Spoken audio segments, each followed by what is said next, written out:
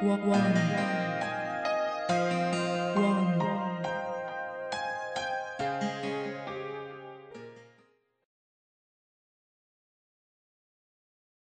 morning and welcome to the Birmingham Post Business Bulletin for Monday, October the 19th. Today we are joined by a host of people from the Birmingham business community to discuss Small Business Week and some research carried out recently by British Telecom regarding how the recession has affected small business and what needs to be done to help small business out of the current economic doom and gloom. Now, I believe this week we are officially going to come out of recession. There should be the second quarter of growth.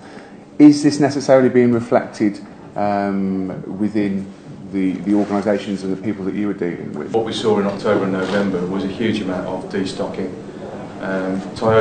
Honda, not building a car for 4 months tells you how bad the industry got into, and that's considering that we build the world's best-selling car in Swindon. So they shut off the world's best-selling car for 4 months. Some plants have survived better than others. BMW Mini has just carried on. Volumes dipped slightly, but that was them, in my view, cosmetically adjusting their order book, because they do like a long order book at the Mini plant. So what we've got now is the destocking seems to have gone out of the system. There's now a shortage of steel.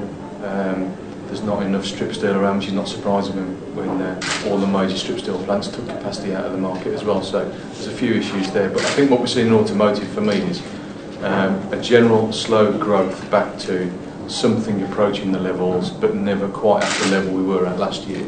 So I think 80% of R&D in the automotive industry takes place in this country, and 80% in the Midlands.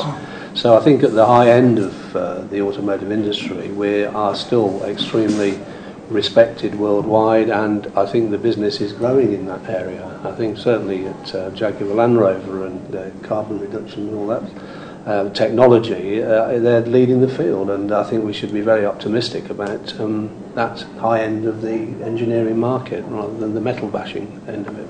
Are there innovations, are there significant changes that small businesses need to make to remain relevant at the moment? The manufacturing sector here, very few, I stand to be corrected on that, but very few supply to the end market users. Most supply into part finished products into the larger manufacturers. If the larger manufacturers aren't doing well, then it's a knock-on effect right through the small businesses, right down to the corner sandwich shop and so on and so forth.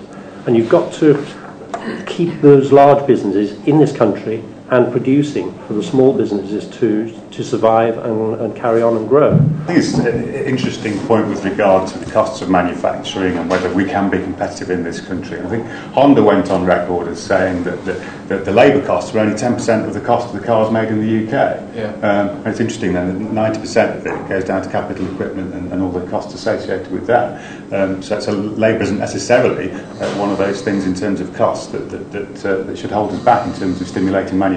As you said, it can be done in France, Germany, Holland. Are people embracing the new technology which we live and breathe in this newsroom?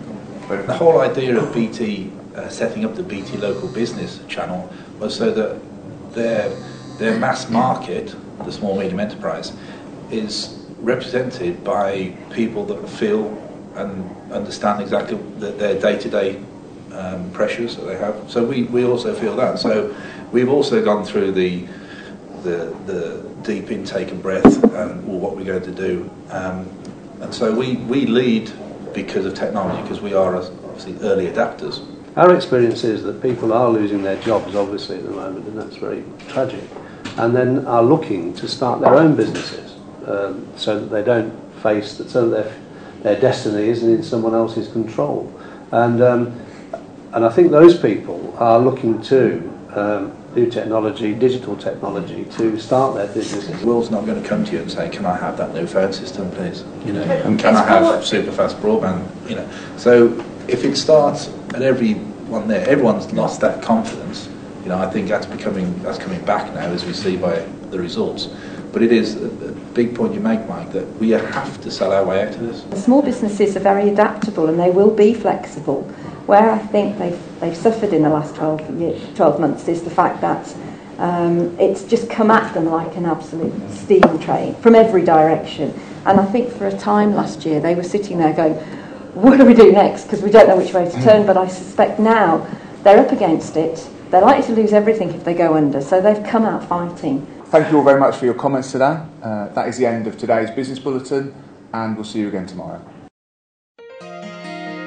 One.